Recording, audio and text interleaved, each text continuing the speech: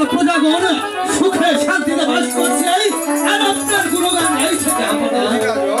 আমার মনে হয় এটাকে গোটা পৃথিবীর সমস্ত রাজ্যের পরে আদায় করেছি, কোন রাজ্যের পরে আদায় করতে বাকি নেই। হ্যাঁ জাহাপানা, আপনার রাজ্যের সকল প্রজা আপনাকে কর দিয়েছে, কিন্তু ওই পাতালপুরের পরিরাজ আপনাকে আজ ধরে 3 বছরের কর দিয়েছে। আমাদের কাজ করুন, একটা পত্র দিচ্ছি আমি, এই পত্রখানা নিয়ে ওই বলিরাজের লিখিতে বলবে সেজন্য বাকি 3 বছরের কর, 3 বছরের কর অতি শীঘ্র দিয়ে যাও। বেশ, আমি তাই করছি জাহাপানা, আমি তাই করছি।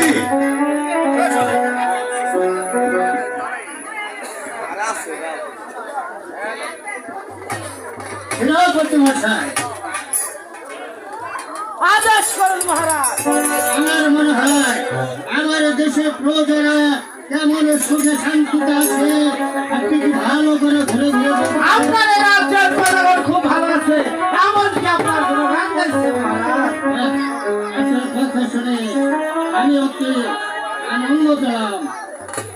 সেনাপতি মশাই, আজ থেকে আমার রাজ্যে একটা ঘোষণা করে দেই, কোন অপরিচিত লোক যেন আমার এই রাজ্যে প্রবেশ করতে না পারে। বেশ, তবে আমি তাই বলবো মহারাজ।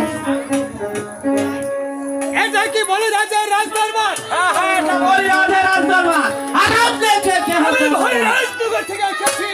আচ্ছা সেকেন্ডারে অতি রাজ। বেশ, আপনি অপেক্ষা করুন, আর আমি আমার মহারাজের নিকটে জেনে আসছি।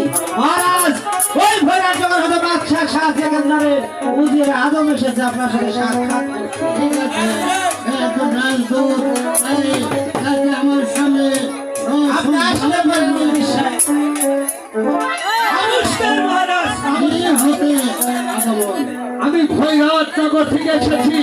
আচ্ছা সেকেন্ডারের অতি রাজ বাদশাহ আমাকে পাঠিয়েছে একখানা পত্র দিয়ে। এই নিন একখানা পত্র।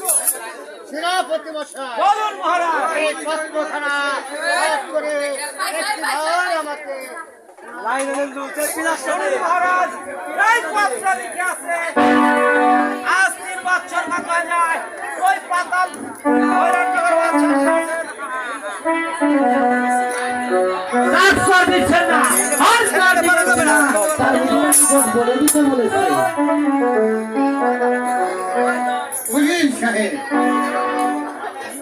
আমি হয়েছি এই পাতালপুরের বলিরাজ, কারণ আমি যেখানে এই পদচরণ রাখি সেখানকার ভালো ভালো আমার